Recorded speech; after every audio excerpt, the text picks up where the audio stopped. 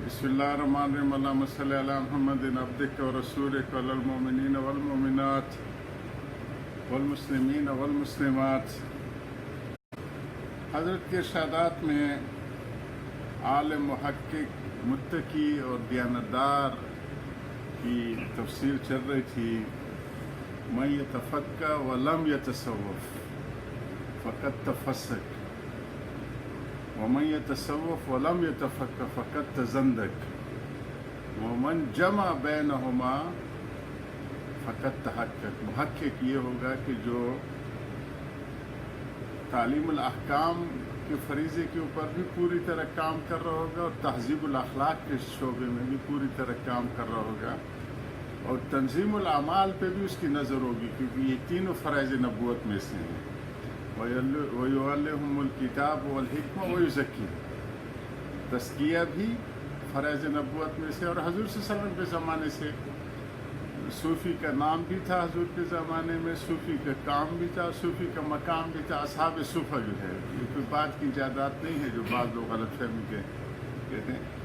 हज़रत अनवर शाह कश्मीरी साहब रहमतुल्लाह ख़त्म बुखारी के आखिरी दर्स में हमेशा फरमाया करते थे, और ये लिखा हुआ मौजूद है उनके इसमें। हमारे हज़रत बेलवी तो इसको आम तौर पर बहुत ज़्यादा फरमाया करते थे कि लाख दफ़ा बुखारी पढ़ो, लेकिन किसी अल्लाह वाले के यहाँ अपनी कदम नहीं घुटने नहीं टेकोगे तो कुछ हासिल नहीं होगा। तो इस वक्त मुश्किल यही हो रही है कि बस वो हज़रत के इसमें शुरू में अल्फाज था कि दो लफ्ज़ लिखने पढ़ने के लिए आ गए तो बस फिर अक्ल कुल समझने लग जाती है। इसी पे हज़रत की बात को आगे बढ़ाते हैं कि आलिम मुहक्किकों जैसे कि डॉक्टर के लिए इलाज मुआलजे के चल रहे हैं कि जैसे कि ज़ाहरी बीमारियों को इलाज मुआलजे के लिए अच्छे से अच्छे माहिर तबीब और डॉक्टर की तलाश होती है। हर एक के हाथ में हाथ नहीं देते अक्लमंद लोग। ऐसे ही दीनी उमूर में हर एक के हाथ में हाथ नहीं दिया जाता, क्योंकि हज़रत फरमा रहे थे कि आलिम तो कम लेकिन बहरू पे ज़्यादा हो गए। ये हज़रत जी के गुज़श्ता मजलिस का था। और वो जो है कि चंद लफ्ज़ लिख पढ़ गए तो अक्ल कुल समझने लग जाते। और ये भी हज़रत फरमाए गुज़श्ता मजलिस में डॉक्टर साहब कि ये अक्ल की फतूर की अलामत है कि जो एक मैट्रिक का या मुतवस्सित दर्जे का बच्चा हो, डॉक्टरी में भी टांग अटकाए और हंदसा में भी टांग अटकाए और वो जेनेटिक इंजीनियरिंग में भी अपनी राय देता फिरे, और उसको तो अपने काम से काम रखना चाहिए जी। तो इसी की अब तफसीर चल रही है कि वो जो बुजुर्गान दीन होंगे जिनकी अच्छा फिर उनको ज़्यादा वाज़ों की ज़रूरत भी नहीं पड़ती। जो अहलुल्लाह होते हैं वो एक इलाके से गुजर जाते हैं ना जी, तो उनके साथ जो हवाएं लगती हैं उस इलाके की वो भी अपने अंदर हिदायत की नूर लेके चलती है। तो बड़े बड़े इलाके उन बुजुर्गों के गुजर रहे। जैसे मैनुद्दीन चिश्ती रहमतुल्लाह एक ही सफ़र किया है दिल्ली से कलकत्ते तक का, 90 लाख आदमी उसमें मुसलमान हुए, इस्लाम में दाखिल हुए। तो उनका तरीक़ाकार ये जो आजकल भी उनकी जो है ये किरामत है उन हजरात की कि उनकी जो देगे पकती हैं सीढ़ियाँ लगा के फिर जो है वो अंदर वो कड़छे चलाते चमचे चलाते, यानी इतना उस वक्त भी हजरत के दस्तरखान मीलों तक होता था। जब वो चलते थे हिंदुस्तान में तो उस दस्तरखान पे हर एक को बिठाते थे, शूदर हो जो भी हो, उनके यहाँ तो ज़ात पात बहुत थी। वो बड़े हैरान होते थे कि ये इनका सरदार है, सैयद है, और हमें भी उसी दस्तरखान में बिठे, इसी से अल्हम्दुलिल्लाह इस्लाम फेंचा। तो वो उनको फिर बहुत कहने की ज़रूरत नहीं पड़ती। उनके जो है वो चेहरों को देख के लोग जो है इस्लाम की हकानियत को करते। फ़लसफ़ी वो नहीं होते, बातूनी नहीं होते, अमली शक्ल के लोग होते हैं। इसी तरह हज़रत इमाम अहमद बिन हम्बल रहमतुल्लाह खल्क़ कुरान के मसले में वो आखिरी ज़माने में जेल में, और फिर उनको कोड़े पड़ते थे जी, और बहुत सख्त इम्तिहान था हज़रत का। अक़ैद की बात थी तो हज़रत ने बहुत जम के और आखिरी उम्र में बुढ़ापे में वो एक ढाकू को बड़ी दुआएं देते थे कि जब हज़रत को कोड़े पड़ रहे थे तो थोड़ा सा उनको ذہن میں خیال آیا وسوسے کے درجے میں کہ اگر میں خاموشی اختیار کر لوں تو اس کی گنجائش تو ہے نا کہ یہ روز کو مجھے ننگا کرتے ہیں، پیٹھے کوئی کمر پہ وہ مارتے ہیں. سامنے اس ڈھاکو کو کوڑے پڑے تھے، اللہ پاک نے اس کے دل کے اوپر منکشف کیا کہ اے حضرت امام صاحب، مجھے کوڑے ڈھاکے کی وجہ سے پڑ رہے ہیں، اور آپ امت کی امام ہے، اگر آپ پھسلے تو ساری امت پھسل جائے گی.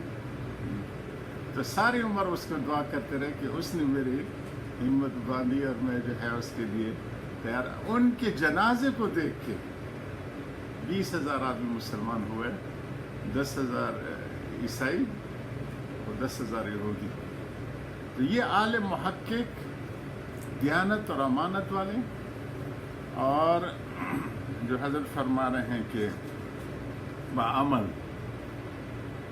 متقی، ان لوگوں کو پھر زیادہ باتوں کی ضرورت نہیں ہوتی، ان کے چہروں کو دیکھ کے بھی لوگ حق کی طرف آتے ہیں. تو حضرت اسی کو چلا رہے ہیں کہ پہلے تو بزرگوں میں تلاش کر لیا کرو کہ جس کو میں اپنا روحانی ہاتھ دے رہا ہوں، کیا یہ بہروپہ تو نہیں ہے، کیا وہ رہزن تو نہیں ہے کہ میرے راہ میں وہ ڈالے گا. اور پھر جب ایک اعتماد کر لو تو پھر انقیاد کرو، اس کے ساتھ جڑے رہو، جیسے ڈاکٹر کے ساتھ جو ہوتے ہیں. آپ تو ڈاکٹر ہیں حضرت کے، روز جو ڈاکٹر بدلتے رہتے لا علاج ہو جاتے ہیں، ایسے نہیں ہے. تو آج یہ ادھر بیٹھے ہوئے، کل اس کو چھوڑ دے دوسری جگہ بیٹھے ہوئے، جس کے چمک دیکھی ادھر پہ بھاگ نکلے، تو اس سے وہ ہوگی. امام غزالی رحمہ اللہ کا قول آیا تھا، انہوں نے سمجھا کہ عبداللہ سے مراد عبداللہ بن مسعود ہیں. یہ پیچھے سے چل رہا ہے حضرت کے آواز میں جی کہ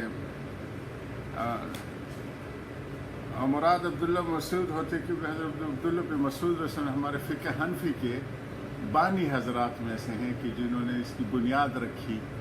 اور وہ حضرت عمر بن خطاب رضی اللہ عنہ نے یہ کوفہ کی بنیاد بھی انہوں نے رکھی. اور یوں کہے کہ ہمارے جتنے بھی سب سے بڑی یونیورسٹی ہو یا ٹیکنالوجی اور اس کے علوم کی، اس کی تاسیس بھی کوفہ میں انہوں نے کی. اور اس کے سب سے پہلے ڈائریکٹر جو مقرر کیے وہ عبداللہ بن مسعود رضی اللہ عنہ کیے، جنہوں نے پھر فقہ حنفی کی اور یہ ساری چیزیں کی. کیونکہ فقہ حنفی میں ساری روایتیں حضرت عبداللہ بن مسعود رضی اللہ عنہ تک پہنچتی اور ان کے اصول تک پہنچتی. تو اس کے لیے جو خط لکھا تھا اہل کوفہ کو بڑا عجیب لکھا ہے حضرت عمر بن خطاب نے عربی میں، اثرتکم بعبداللہ علی نفسی توسرون علی انفسکم، آتے ہیں نا کہ اثار کر دیتے ہیں اپنی ضرورتوں کو امت کے بڑے فائدے کے. اہل اللہ کی یہ شان ہوتی ہے، وہ چند سکوں کو اپنا مقصد نہیں بناتے جی کہ آج بھی جھولی پھیلا کے کھڑے ہوئے اور کل بھی جھولی پھیلا کے اپنے کارخانے اور فیکٹریوں کو بنانے کے لیے. وہ اثار کا جذبہ ہوتا ہے ان میں جی کہ امت کو کیسے خیر پہنچائی جائے. تو وہی لفظ استعمال کی کہ مجھے اس بچے کے عبداللہ بن مسعود کی بہت زیادہ ضرورت، کے وکیل خاص تھے نا جی، جیسے ہوتے دیوان ملکی کے وکیل خاص ہوتے ہیں یا پرسنل سیکرٹری ہوتے ہیں. تو وہ اتنے ذہین تھے یہ حضرت عبداللہ بن مسعود رضی اللہ عنہ، بچپن سے حضرت کی گود سے یہ لوگ پروان چڑھے ہیں جی. اور ان کے ایک اور خاص نام بھی ہے، یہ صحابہ کے خاص خاص صفتوں کے ساتھ نام ہے لیکن کہ صاحب الوسادہ، جو ہے حذا، صاحب الوسادہ و حذا، حضور صلی اللہ علیہ وسلم کی جوتیاں یہ اٹھایا رکھتا تھا اپنے پاس، اور مسلح اٹھا کے کہیں اگر بیٹھنا ہو تو حضرت کے سامنے مسلح بچھا دیتے تھے اور جوتیاں سنبھال کے رکھتے تھے. جی سمجھ آ گئی نا جی. تو اس قسم کی یہ شخص تھی جن کو حضرت عبداللہ بن حضرت عمر بن خطاب نے اس طرف بھیجا اور کہا کہ مجھے خود اس بچے کی بڑی ضرورت ہے کہ مجھے تو یہ سارے جو ڈرافٹنگ وغیرہ تیار کر کے اور میرے سامنے پٹ اپ کر دیتے ہیں اور میرا ذہن جو ہے وہ کھل جاتے ہیں. اچھا اسی میں ایک بتا بھی دوں، خیر چونکہ تاریخی چیز ہے، الحمدللہ آخری زمانے میں جب یہ دونوں حرمین کی ملک فہد کی وہ کمپلیشن رپورٹ تھی نا، حرم مدنی کی اور حرم مکی کی، تو میں 20 دن یہاں بیٹھتا تھا، 10 دن وہاں مدینہ منورہ میں، آپ کو یاد ہوگا جی، تو اس میں اب رحیل شریف کے آنے سے پہلے میں جب گیا زیارت کے لیے مدینہ منورہ، تو میں خواب میں دیکھ رہا ہوں کہ پھر اسی پروجیکٹ کے لیے آیا ہوں۔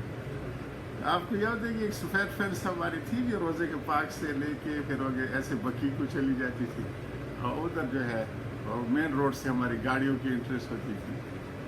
باب جبریل اور باب اسحاق کے سامنے چھوٹا سا دروازہ تھا جی، جو ہم آتے تھے نماز کے نکل آتے، جوتے بھی وہی چھوڑ دیتے تھے اور پھر واپس جاتے۔ اب خواب میں دیکھ رہا ہوں کہ یہ زمانہ اب ہم حضرت عمر بن خطاب رسول کے جی، اور ہم لوگ گھسے تو میرے سامنے وہ اقبال ہمارے کولیگ تھے، انجینئر تھے بمبئی کے، اللہ ان کے درجے بلند فرمائے، تو وہ کھڑے اور میں کھڑے ہوئے ہاؤ ہیلو جیسے کرتے ساتھی۔ اتنے میں آواز ہے کہ امیر المومنین دفتر کو آ رہے۔ یہ جو بالکل کونے میں جو ہمارا تھا روزے کے سامنے آفس، یہ سمبولک آفس ہم نے گورنر مدینہ کے لیے بنایا تھا، اور وہ تاکہ آئے وہ بریفنگ کے لیے اس میں بیٹھ سکے۔ اتنے میں عبداللہ بن ہمارے حضرت عمر بن خطاب سے دراز قد کے بھی ہے، بڑی باروب شخصیت، سفید پگڑی جیسے کہ ہمارے وزیرستان والے پہن، اس 7 ہاتھ سے بڑی پگڑی وہ پہن، اور عبداللہ بن مسعود ساتھ کاغذ اٹھائے ہوئے، پیچھے ایک قدم احتراماً چل رہے، وہ ان کے کندھے پہ آتے ہیں، یعنی مجھے جو وہ اندر چلے گئے۔ میں اقبال سے کہتا ہوں کہ اقبال میرے استعمال میں جو گاڑی ہے نا جی، اس کے ایک پہیے کو بدلنا ہے، میں اپلیکیشن لکھوں۔ 5 سطروں میں نے عربی میں امیر المومنین کے نام پہ، یہ خواب ہے نا جی، لکھی، اور وہاں پہ گئے تو جو سیکٹری کا دفتر ہوتا ہے اس میں عبداللہ بن مسعود حسن بیٹھے، جو اندر والا جو گورنر کا تھا اس میں امیر المومنین بیٹھے ہیں۔ میں نے اپنی درخواست حضرت عبداللہ بن مسعود کے حوالے کی، وہ اٹھا کے اندر لے گئے امیر المومنین کی، ایسے ترچھا کارنر پہ لکھتے ہیں، اور عمر مجھے اچھی طرح کالی قلم سے اب تک یاد ہے جی، لہو کفران، یہ 2 ٹائر لے لے، ایک نہیں 2، اور دستخط کر کے عبداللہ بن عمر جب اس سے مسعود اس سے نکلتے دروازے سے رضی اللہ عنہ، مجھے تھماتے ہیں۔ جب میں نے 2 پڑھے تو میں نے کہا حضرت مجھے تو 1 کی ضرورت تھی۔ کہا جب امیر المومنین نے 2 کے اپروول دے دیے تو آپ کو کیا اعتراض ہے؟ میں نے بھی 2 لیے ہوئے ہیں۔ عبداللہ بن مسعود کہتے کہ اچھا، میں نے کہا میں حضرت سے مل لوں؟ کہا نہیں، وہ تو ادھر سے پیچھے پاکستان کو نکل گئے ہیں، کیونکہ پاکستان کے حالات اس نہج پہ پہنچ گئے کہ اب خود امیر المومنین کو اس کی نگہبانی کی ضرورت پڑتی ہے، پڑ گئی ہے۔ تو میری آنکھ کھل گئی، اتنا رویا، اتنا اشراق تک وہ میرے آنکھوں سے آنسو نہیں رکے جی، کہ دیکھ کس منظر کو رہا ہوں، اٹھا کس منظر ہے۔ پھر میں نے کسی بزرگ سے شیئر کیا، انہوں نے کہ پاکستان کے لیے تو بڑی خوشخبری ہے کہ کوئی بڑی صفائی ہوگی جی، اور یہ ڈنڈا پھرا نا جی کراچی سے لے کے خیبر تک، یہ میں جب یہ شروع ہوتا تھا اپنے صبح کے تھا حضرت امیر المومنین کا عصایا چل رہا ہے جی۔ اور پھر میں نے ٹائر کا پوچھا جی، یہ مجھے سمجھ، کہا کہ مبارک ہو جی، زندگی کے ہوتے 2 ٹائر ہوتے ہیں، ایک دین ہوتی ہے اور ایک دنیا ہوتی ہے، وہ دونوں امیر المومنین نے آپ کے۔ آخر دعوانا الحمدللہ رب العالمین، اللہم صلی علی محمد۔